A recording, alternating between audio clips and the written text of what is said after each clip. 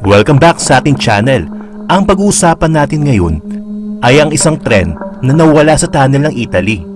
Merong itong sakay na 106 na katao at bigla na lang naglaho na parang bula.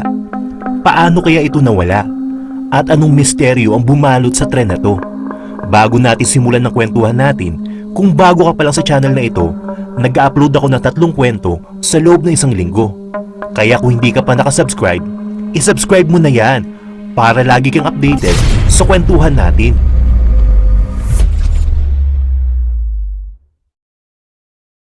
Noong July 14, 1911, sa Italy, ang kumpanyang Zanetti Train Company ay nag-organize ng advertising campaign para i-demonstrate ang kanilang bagong model ng excursion train. Nag-offer sila ng free ride para sa mga mayayamang Italyano para ipasubok at ipa-experience sa kanilang bagong tren. Madaming tumugon sa free ride na ito at tuwang-tuwa sila na sumakay dito. Ang mga Italianong sakay ng tren na ito ay masayang-masaya sa kanilang experience sa loob ng tren. Yung iba nagtatawanan pa at sinusubukan ng iba't ibang upuan. Yung iba naman ay nakatanaw pa sa labas ng bintana habang dinadama ang malakas na hangin at magandang tanawin. Yung iba naman ay masaya pa sila nakikipag-usap sa mga kapwa pasahero habang ini-enjoy ang masarap na champagne at pagkain na binigay ng train company. Ang isa sa mga pinakahintay na makita at madaanan ng mga pasahero ay ang bagong tunnel na matatagpuan sa isang bundok.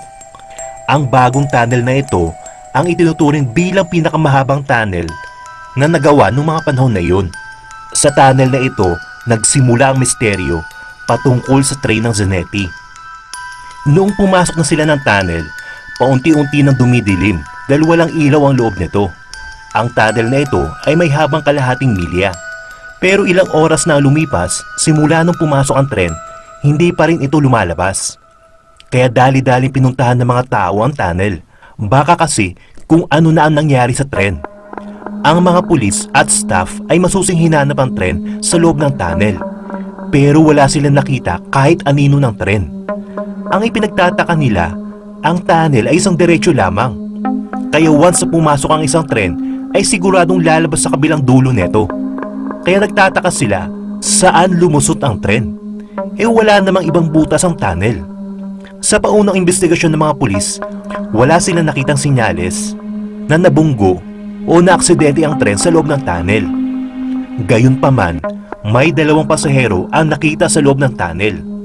Ang 2 pasaherong ito ay tumalon daw sa bintana ng tren bago pa man ito tuluyan maglaho.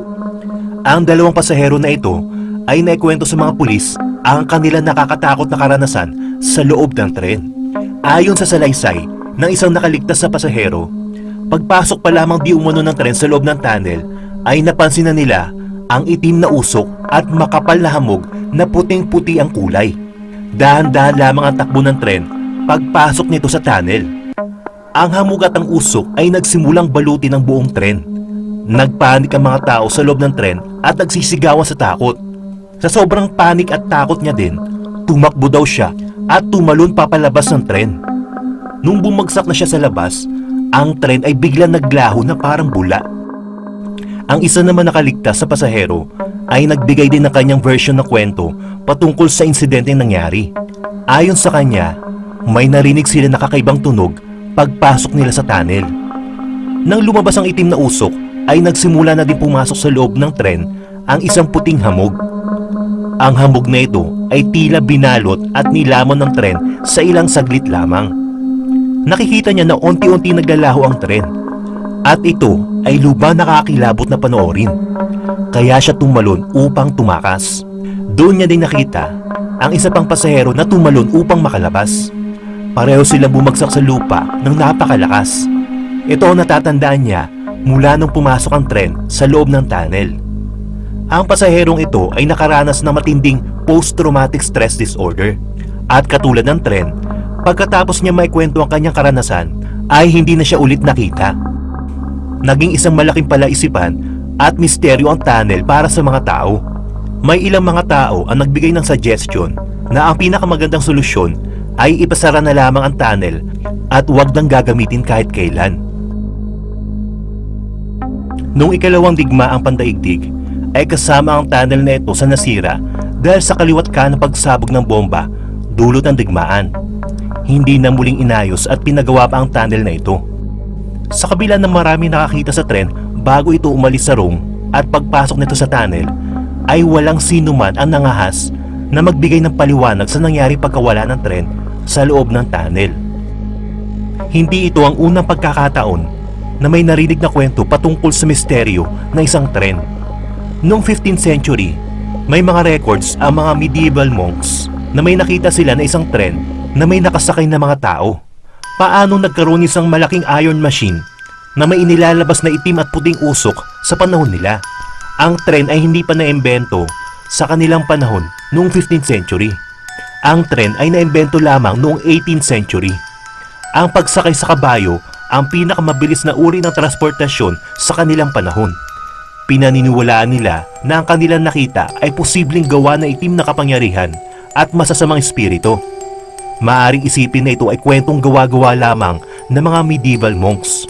Ngunit ang sulat na ito ay maingat na itinago na sa Gino family. Nakakakilabot lamang kung iisipin dahil ang isa sa mga nakatakas sa Zanetti train na nawala sa Italy ay may pangalan din na sa Gino. Noong 1840, may mga reports na may lumabas na Zanetti train ang nakita sa isang lugar sa Mexico. Ayon sa isang psychiatrist sa isang hospital, merong na-confine sa kanila na 104 na Italiano. Ang mga pasyente ay na-confine sa kanila na tila nasa hysterical state at ang kanilang mga damit ay halatang luma na nagpapahiwatig na sila ay galing sa malayong lugar. Ang mga pasyente nila ay nagsabing sila ay mga pasahero sa isang tren ng Zanetti mula sa Rome. Ang isa sa mga pasahero ay may dala pang box ng sigarilyo at ang taon na nakalagay sa box ng sigarilyo ay year 1907. Ayon sa doktor na tumingin sa kanila, ang kanilang naranasan ay tinatawag na mass insanity. Sabay-sabay sila na nawala sa katinuan.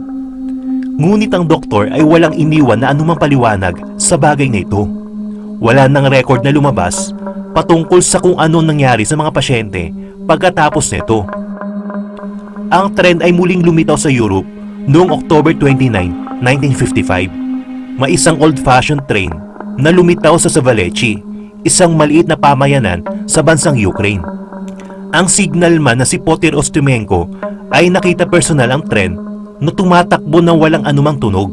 Ayon sa kanyang report, siya ay on duty noong mga panahon na yon at nakakita siya ng tren na wala naman sa schedule.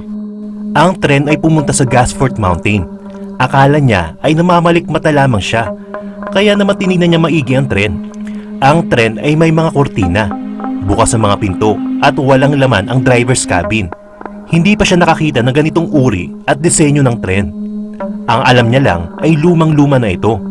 Ito ay lumang disenyo ng tren bago ang digmaan. Ang kanyang paglalarawan sa tren ay katulad sa larawan na makikita sa poster ng Zanetti.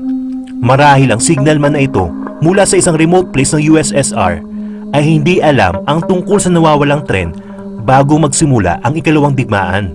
Ang isa pa sa mga mahalagang impormasyon na kaugnay dito, sa pagtatapos ng 19th century ay may itinayong sementeryo sa Gosford Mountain. Karamihan sa mga nakalibing sa himlayang ito ay mga Italiano na sawi noong Crimean War. May mga naitayo ding railroad malapit sa sementeryong ito, ngunit nasira noong Revolution of 1970. Ang nakita kayong ghost train ni Pyotr Ostymenko papuntang Gosford Mountain sa pamamagitan ng ghost trucks ay para punta ng sementeryo. Hindi ito ang huling account na nagpakita ang tren. Ang sabi ng ilan na maaring merong paliwanag na mabibigay ang sensya patungkol sa pangyaring ito. Sabi nila, ang mga railroads kasi sa buong mundo ay nakakabuo na tinatawag na connected web at ito ay may sariling magnetic field. Ang koneksyon at conflict sa pagitan ng dalawang puwersa ay nakakabuo ng fractures sa oras at panahon o ang tinatawag na endless holes. Ang paliwanag na ito ay binase nila sa Theory of Relativity ni Albert Einstein. Ang mga fractures na ito ay tinatawag na coronal holes.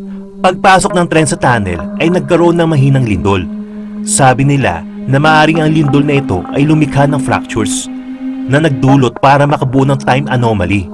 Ang tren ay nakapaglakbay daw sa pamamagitan ng time at space.